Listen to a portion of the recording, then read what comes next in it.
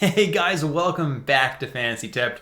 Julian here, and this is the very first buy low, sell high video of the year. This is a video focused on trades and which players you should be targeting in trades because they are underperforming and which players you should be selling because they are overperforming right now and they won't be for that much longer.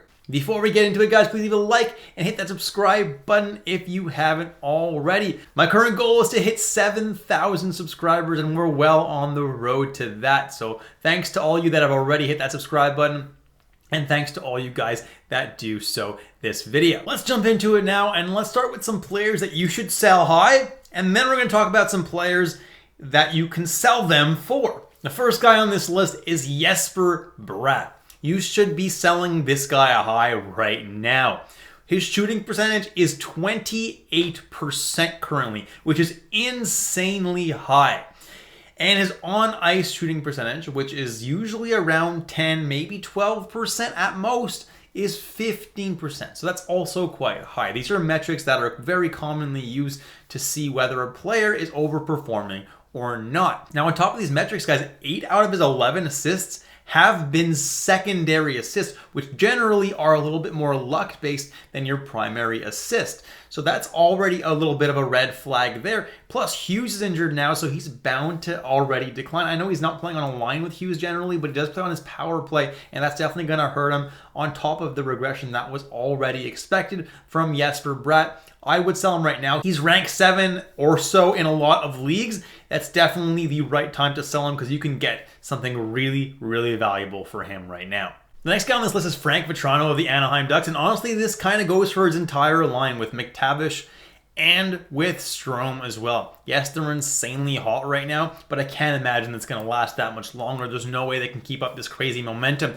Frank Vatrano currently has a shooting percentage of 24%, just about. It's 23.7. So just about 1 out of every 4 shots that he takes is going into the net. That's absolutely not sustainable at all. He's probably going to shoot a little bit closer to 10%. His career average is 10.6%. So I can't imagine that he's going to be more than double his career average for the rest of the year. Plus his on-ice shooting percentage, the shooting percentage whenever he's on the ice, is 18%. That's just insanely high, and there's going to be some regression here, guys. Frank Vatrano is currently ranked 6 or so in most leagues and definitely can be sold high here. Sell him to someone who believes in him for whatever reason, because no, this guy's not breaking out suddenly. He's 29, almost 30 years old, which obviously isn't that old, but isn't really an age where you start breaking out usually. And his career high in points was 41 points, which was last year. So I'm not expecting him to suddenly have this amazing season where he's over a point per game, which he currently is. It's just a perfect time to sell Frank Vatrano, and you can probably get yourself something pretty good. Maybe go for someone who's underperformed a tad, like Alex Pietrangelo due to injury. That might be a really good target there if you need a defenseman. The next guy on this list is Jonas Johansson of the Tampa Bay Lightning. And yes, he's been amazing so far. Shockingly, because I still don't think he's that great of a goalie, but behind that Tampa Bay team, he's looked pretty decent, and he's rank 11 in my points league, and he should be around that rank in a lot of leagues as well. Jonas Johansson has been pretty good. Now, why are we selling him? He's getting a lot of starts, so why on earth would we sell him? Well, Andrei Vasilevskiy might be coming back around American Thanksgiving. That gives us maybe a couple more weeks of Jonas Johansson, and then he's going to go back to being a backup. Vasilevskiy likes to start a lot of games in Tampa Bay, and Tampa Bay is more than happy to do that. So Jonas Johansson really loses a lot of value once Andrei Vasilevskiy comes back. So try to deal him now to someone who may not realize that Vasilevskiy coming back so soon, and that would be pretty good value for you. The next guy on this list is William Karlsson of the Vegas Golden Knights, currently ranked 21 or so in most leagues. And now he's a sell high because he's just performing so well right now, but there's no way that's going to be sustainable for the rest of the year. I understand he was really good in his first season with Vegas, and we are kind of seeing flashes of that right now, but he's not going to be able to sustain this current momentum. First of all, he's a third-line center. Yes, he probably gets more minutes than most third-line centers do, but he's not going to be able to produce like this being a third-line center for the rest of the year. That is for sure. His shooting percentage is 26.1%. That's more than double his career average of 12.7%. So already he should have only half the amount of goals that he has. So you can imagine that those goals are going to regress a little bit. And then his on-ice shooting percentage is very, very high as well, 19%. His career average is 9.6%, so that's almost double as well. So a lot of goals are happening right now when he's on the ice, but I can't imagine that he's going to have that kind of luck forever. His PDO, which is literally a measure of luck in the NHL, is 112.7. Anything above 100 is usually lucky. So 112.7 is insanely lucky. William Karlsson is a must sell right now. And the last guy in terms of sell high, I have Quinn Hughes. And honestly, the same thing I'm going to say for Quinn Hughes could also be said about Brock Besser. That power play and that team is doing really, really well right now. And while I do expect Vancouver to do pretty well for the rest of the year, Quinn Hughes' numbers may not be completely sustainable. Now, I'm not saying go and sell Quinn Hughes for just anybody, because he's still going to be an absolutely elite fantasy defenseman for the rest of the year. But if you can sell Quinn Hughes for a guy like Kirill Kaprizov or a first-round pick like that, that is an absolute must-take trade. Like, you have to do that if you can. To go over the numbers with you a little bit, his shooting percentage is currently 10.3%, whereas his career average is about half of that at 5.2%. So yeah, his goals will regress a little bit, although I do think he's going to shoot above his career averages this year because that Vancouver power play is just so good. His on-ice shooting percentage is 16%. His career is 11.4% as well. So even though I do think his on-ice shooting percentage might be a little bit higher than his career, it's still very, very high at 16%. Like, there's no denying that he's not going to be able to sustain that. Almost nobody can do that. His PDO, which is the measure of luck I was telling you guys about, is 112.1. So much like William Karlsson, he's getting lucky right now.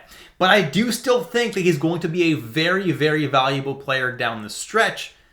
Just if you can deal this guy for like a first round pick, you have to do that. Now, I would like to add that he's actually leading the NHL in plus minus right now with a plus 14. This is absolutely new this year. He was never that great with his plus minus. And this is because the Canucks are actually good and their goaltender is actually producing. Demko's been phenomenal this year if you haven't noticed. And the whole team is really flourishing. I love to see it because they do have a good team and they just haven't been able to put it together. But finally, they seem to be doing so. And it's really, really nice to see. So overall, I do like the Canucks a lot this year. But Besser and Hughes are definitely producing higher than what they are going to be for the rest of the year and can be decent sell high players. Jumping into the buy low candidates now, and the first guy I have here is Jordan Kyrou of the St. Louis Blues. And boy, has he been disappointing so far this year. Until last game, he only had 3 points the entire season so far. But last game, he finally erupted and had a nice 3-point game. So that's a little bit of a flash at what could be for Jordan Kyrou this year. I think he's a phenomenal player, and I think he's the best player on the St. Louis Blues. His current shooting percentage this year is 5.1%, whereas his career shooting percentage is about 13%. So he's not even at half his total career shooting percentage, and his on-ice shooting percentage is also pretty low at 7.4, where his career is closer to 12. So Jordan Kyrou has nowhere to go but up from here, and I think that he's going to be an actual big difference maker going forward for the Blues. Yes, he had a little bit of a cold start, guys, but Jordan Kyrou is probably going to break out of that slump now, especially with that big game he had. It's going to give him a little bit of momentum, and I think that he's going to have a really, really good year going forward. It's time to buy him before it's too late. You don't have to trade too much for him right now, but if you wait, you will. The next guy on this list is Pavel Buchnevich, and I think I'm going to have to tune into a few more St. Louis Blues games to see exactly what's going on for Pavel Buchnevich. But what I do know for Pavel Buchnevich is that he is a phenomenal hockey player. He has an insane amount of talent, like a boatload of talent. Right now, his rank is 457th around for most leagues, which is absolutely bad. Obviously, he missed a few games, so that doesn't help with the ranking there, but that's still unacceptable, right? A ranking that low is just not okay for a player of his talent level. Now, his shooting percentage is low, for sure. At 6.3%, there's nowhere to go but up from there, right? His career shooting percentage is 14.8%, but In St. Louis, he's been over 15% both the years he's been there. So definitely expect that shooting percentage should almost triple. So he should have almost triple the amount of goals that he currently has, which definitely would help with his total stats. And on top of that, his on-ice shooting percentage is also a little bit low. 9.6 is pretty low. His career is 12.3% he averages, right? And he has maintained a pretty high on-ice shooting percentage most of his career. In St. Louis, he's managed some really high on-ice shooting percentages. Now, Buchnevich, I fully expect him to turn it around. But as of right now, he definitely is dead weight on a lot of players' teams. And I see a lot of people dropping him. He's down to below 50% roster, I believe now, which is kind of crazy.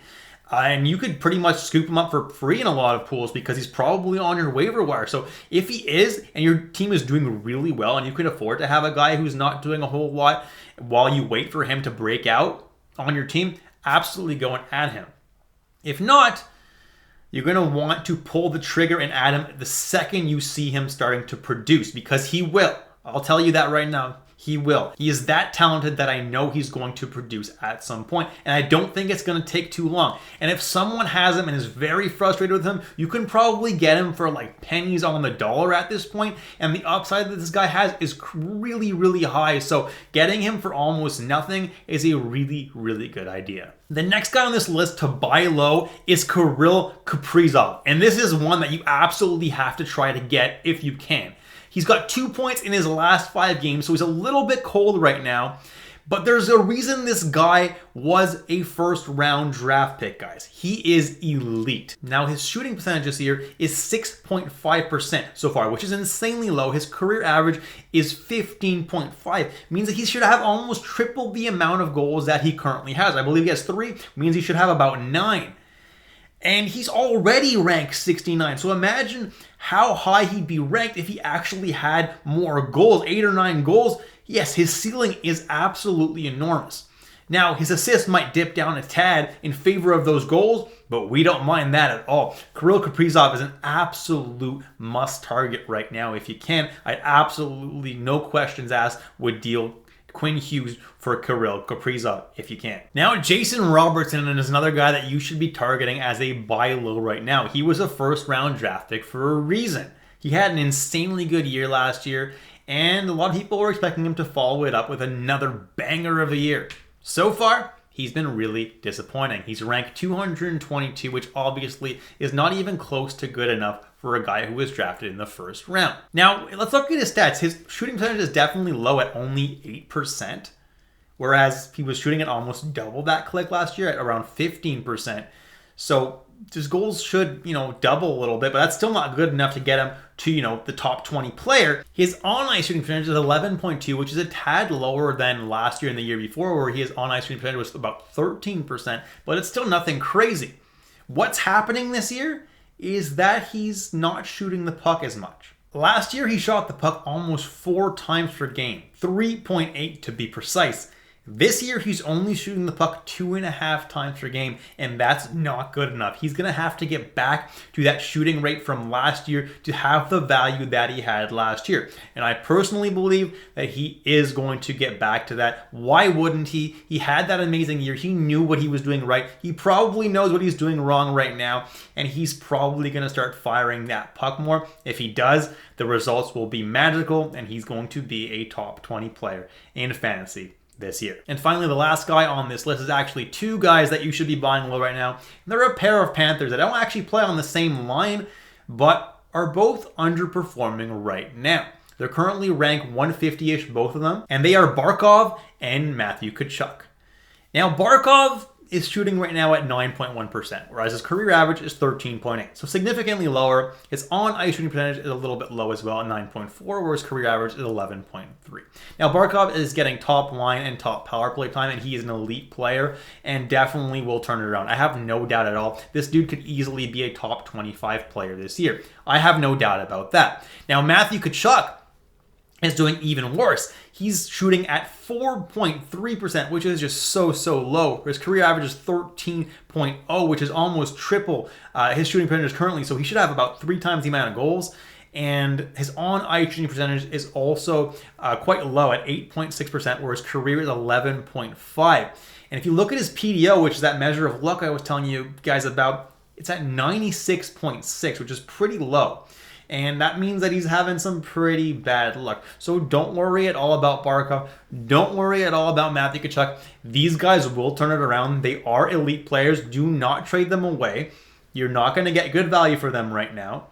Hang on to them, and they'll be great for you guys down the stretch. But if you have the opportunity to buy them from somebody else, you should absolutely take that shot. And that's it, guys. Thank you so much for watching this video all the way through. If you enjoyed the content today, please leave a like and hit that subscribe button. I really enjoyed making this one for you guys, and I hope that you enjoyed it too. Have a good one, guys, and I'll catch you in the next episode of Fantasy Tech.